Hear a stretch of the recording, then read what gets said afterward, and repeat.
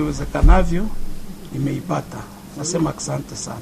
Kati walifika nyumbani sababu hii kazi nimefanya miaka mingi. Sasa iliwezekana kuna watu walisema ya kwamba mimi nimepokea frank na ndio mimi nafanya nao kazi. Lakini jaribu kuonesha kama sijawahi kufanya ile. Nikaonesha kama natumikaka kazi fasi kwenye tunaweza kupata pesa, tunaenda tunaujisha. Ni kusema tukue na mercenaires wanatutumia pesa, tuwanunulie tuwatumie, hatufanye ile kazi.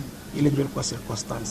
Nasikia furaha sana na kushukuru kwa kazi ambayo wakuu wetu wamefanya kwa ajili yetu, kwa ulinzi ambao kama tunaweza kutana na shida wanatutetea, tunasema asante. Nafikiri hapa napita karibuni sasa mwaka watu walinyanganywa mali wakapelekwa Kinshasa na mpaka sasa kila kitu kilipotea, lakini kama mimi nafaulu kuipata nasema asante. Ce qui nous arrive, c'est le constat que nous venons de faire parce que toute la nuit d'aujourd'hui, on m'a appelé de partout pour dire que le parti du M23 a pris l'or d'autrui et il n'a pas remis l'or et le monsieur est aux arrêts. Mais en me réveillant, les amis qui sont en Europe, elle m'a également appelé me dire qu'ils ont les leurs qui a été arrêté et ils n'espèrent plus trouver de l'or parce qu'ils ont peur que cet or disparaisse. Je leur ai dit le matin que je suis sûr que l'or ne se perdra pas. Mais attendons la journée d'aujourd'hui pour voir quel sera le comportement de notre armée. Et curieusement, avant que je ne me mette